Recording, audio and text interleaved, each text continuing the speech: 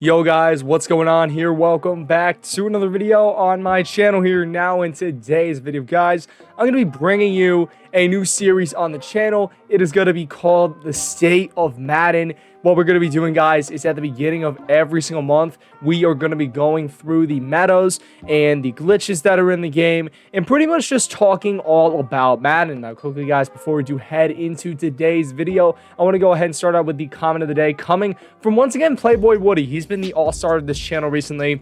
He said, keep up the grind, bro. I really do appreciate his as well as all of your guys' support in my videos. Now, guys, quickly as well, if you want to check out my two most recent videos, they are going to be in the top right of the screen right now in the card. But guys, without further ado, let's go ahead and let's move into the state of Madden. All right, guys, so here we go. So the first thing here I do want to address is going to be on, first of all, that gun bunch is still the meta. It is still the most common offense in the game. It is still the best offense in the game, and it is still the easiest offense to use in the game. Now, there are a few plays in particular, like verticals, that really dominate at a gun bunch, but some gun bunches, including, I think, the Falcons have a good gun bunch. The football team, I've heard, has a very good gun bunch. The Jets have a very good gun bunch. There is a lot of gun bunches in the game that are very, very good. Now, it's a separate topic if you want to talk about which is better, bunch offset or bunch, but either way, if it is gun bunch, any sort of gun bunch,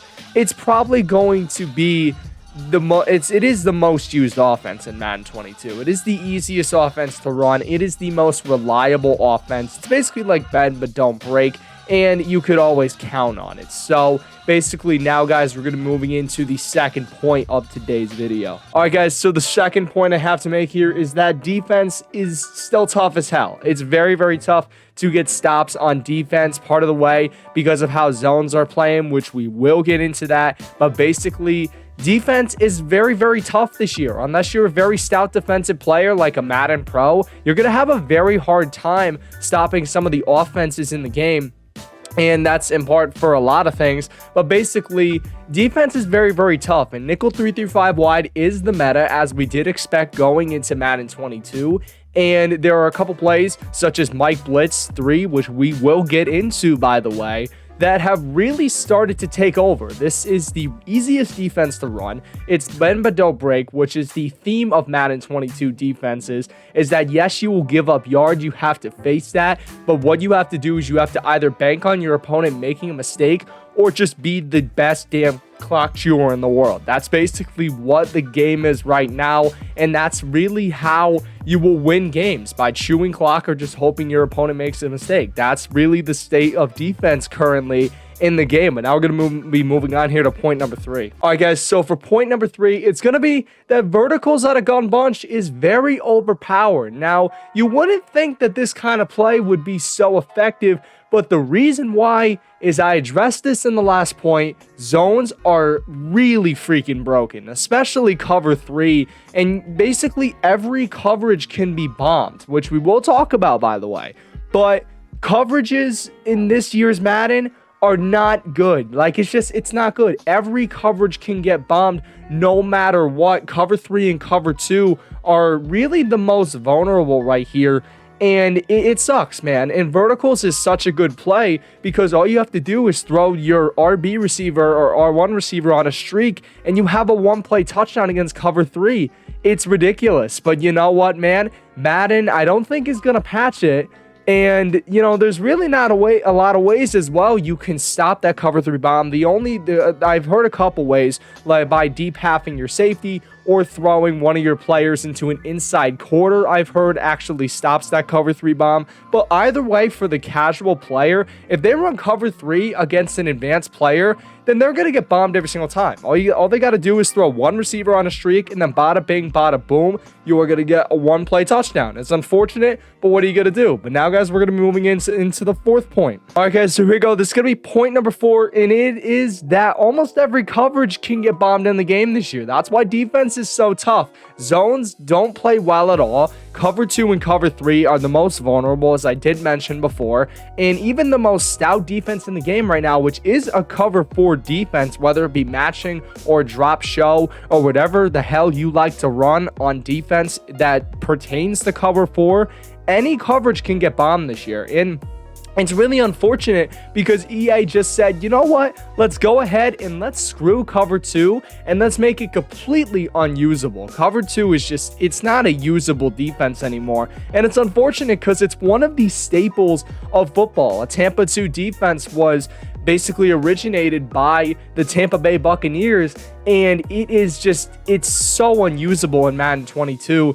And it really hasn't been usable for a lot of Maddens, and it just sort of sucks. But this year, I think it's more prevalent. Also, cover 3 has its own issues with the verticals bomb that you basically get a one-play touchdown every single time. It's just, it's not good for the game. You know, it's not good. The state of Madden right now, it's not great in terms of defense. But, you know, pretty much that's going to be it here. Now we're going to be moving on to point number 5. All right, guys, so here we go. This is going to be point number 5, and it is that 9 times out of 10, you will see Mike Blitz in some capacity being run on defense, whether it be Mike Blitz O, which you see here in the bottom right corner, or Mike Blitz 3, which is in the top right corner. In any way, shape, or form, it is going to be run. Mike Blitz 3 and Mike Blitz O are both very strong defenses. Mike Blitz 3, you can send heat as well as play pretty good max coverage, as you can double Mabel on both sides of the field. And then with Mike Blitz O, you can either send heat or you could throw those outside linebackers into curl flats or in 3-recs.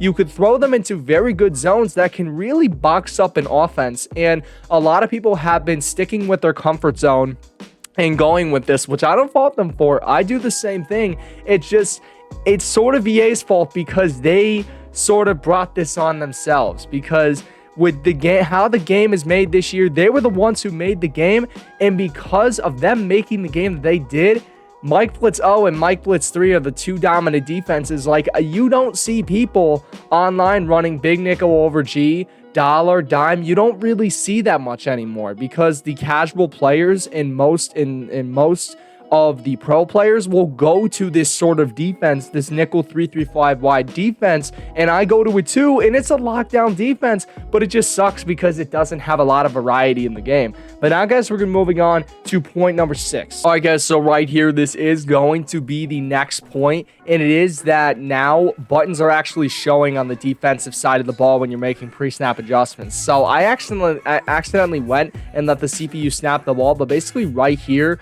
when you go ahead, before, when you would double tap the right D-pad, let's just say I want to throw this right side linebacker that's blitzing, I'm going to throw him into a 3-rack hook zone. Well, what I would do in that situation, I would have to double tap the right D-pad, and then I'd have to guess what linebacker that is, either A or X, and I'd have to press a button and then flick that right stick to the right and just hope that I put the right linebacker in that adjustment. And if I didn't, it screws up the whole defense. However, what Madden did in a recent patch is they actually went, and now when you make those adjustments on defense, whether it be linebacker, defensive line, or defensive back adjustments, you see that the buttons are now showing up, because originally they were not showing up, and it would make pre-snap defense very, very tough to play, but now you can actually make those adjustments with confidence. So now we're going to be moving into point number 7. All right, guys, so here we go. This is going to be point number 7, and it is that the contain glitch is now fixed. So basically, if you don't know what the contain glitch was, basically, if you went ahead and did a QB contain, let's just say you're playing against Lamar Jackson, so and you would have to go ahead and put a QB contain on, obviously, you'd have to double tap the right bumper, and then you would have to make another adjustment, like shade over the top or do something like that, because the contains would not show up if you just went ahead and did the QB contains just by itself with no other adjustments. So basically, you'd have to go ahead, do QB contain as your first adjustment, and then basically work from there. Well, now EA may, in the recent patch that we just had, they actually ended up fixing it. So now when you do the QB contains, they actually show up without having you to do another adjustment right after it, like shading over the top. So I think that's a great update right there. But now, guys, we're going to be moving on here to point number 8. All right, guys, so here we go. This is going to be the next point here. This is the third to last one, and it is that now the RPO zone peak glitch has been patched. So basically, you're probably asking yourselves, what is the RPO zone peak glitch? Well, basically what you would do is you would go ahead, you would snap the ball, and then you would be able to go ahead and scramble out to the right or left side, and you'd be able to get pretty easy yards from doing that. And it was a very glitched offense. Now, not a lot of people were running it online to my knowledge, but Throne did in fact make a video on this, and the day later it got patched, so probably woke up the EA devs in some way. But the reason why this was so overpowered was you would literally be able to run circles around defenders, but now you're seeing right here that I'm not able to do that. The defensive line quickly closes down, and I have no chance to go ahead and even do anything with the ball. I have to either pass or run it. So I think that's a great adjustment and a great fix by Madden, and it makes this overpowered offense not so overpowered anymore.